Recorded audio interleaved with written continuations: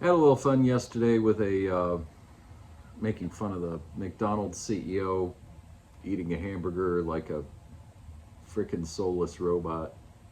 Uh, but I want to take a more serious turn and look at something that was in the news yesterday, specifically a guy named Colin Gray. So Colin Gray is a father um, who actually, I believe it was both the parents who were convicted. Um, so these parents had a son, a teenage son, who had a lot of emotional problems. And so, according to the father, in an effort to connect with his son and to get him away from what the father felt were bad influences in video games and spending too much time on the internet, he bought his son a gun, thinking that his son might spend more time outdoors, get a little more exercise. And I think that hearing that probably divides Americans pretty quickly, with some people looking at that and saying, what an absolutely insane gift for an emotionally troubled teenager. And even if you don't agree with that, maybe you can see where that's coming from at the very least. Um, and on the other side, um, I think we have people who, in good faith, understand that the bad result was not what this father intended to reach, um, and that involving the government in decisions about guns comes with heavy weights, and we should be skeptical of the government's intentions and effects in having these prosecutions around guns, because it's not as simple as just saying, well, this one individual is affected. It's a much larger picture than that. And that dichotomy that I just described is very much where our nation is stuck in terms of gun safety. Uh, and that's too bad, because we don't have to be. And that's what I want to talk about, is that there is there are things we can do. Whether they necessarily solve all problems, I mean, we're never going to solve all problems. Power can be thought of like gasoline. Gasoline is a useful thing. It runs the engines that all of us depend on one way or another. Um, Even those who don't own a car are dependent on industries that do use internal combustion engines.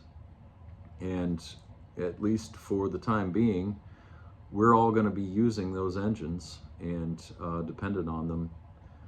And so it's a question of power and how best to manage power and find safer ways to use it, recognizing that sometimes the bad thing will happen. And that's where I bring you back to my 7 rules of gun safety. The standard 4 rules of gun safety assume that you're going to have a gun and don't talk to you about regular checkups on the decisions that you've made. My 7 rules of gun safety start with number 1, it's an ongoing process where you make a series of decisions, a series of value judgments about what your situation is, and on an ongoing basis reevaluate, and when you need to, install new safety measures. And number 2 in my 7 rules of gun safety is to consider the possibility that you shouldn't own a gun.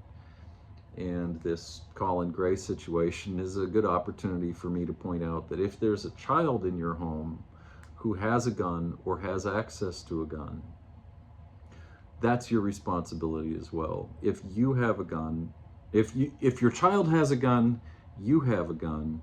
And if you have a gun, you need to consider whether your child has a gun. Stick it in under the couch, or hang it up high on a wall. Your child still has that access to that gun. Might be hard for a 2-year-old to climb on a chair and grab that gun off the wall, although some of them are pretty darn clever. But by the time they get to be 14 or 15, they're just as capable of pulling a chair over there to get it down as you are. And that's the missed opportunity here with Colin Gray. As much as I wouldn't have made the decisions he made, I didn't make the decisions he made. I guess that said, neither of my kids is anywhere, has the history, anything like what his son had. But even in the circumstance with some pretty emotionally healthy kids, buying a gun for a kid and then just handing it to them and letting them store it in a room without supervision, without a safe, and without reviewing that choice and taking it away later in light of the ongoing problems that weren't solved as soon as the gun was bought as a gift and an attempt to guide him into better things. Those are all choices that could have been reviewed and should have been reviewed, and had they been reviewed, a lot of people would still be alive today, at least have a better chance of it. And it looks like 2 people are going to prison now, and I don't see any likelihood that the son won't also be going to prison. He hasn't been convicted yet. But look, we can't undo what's already been done, but what we can do is review our choices now and think through the most realistic outcome of owning a gun.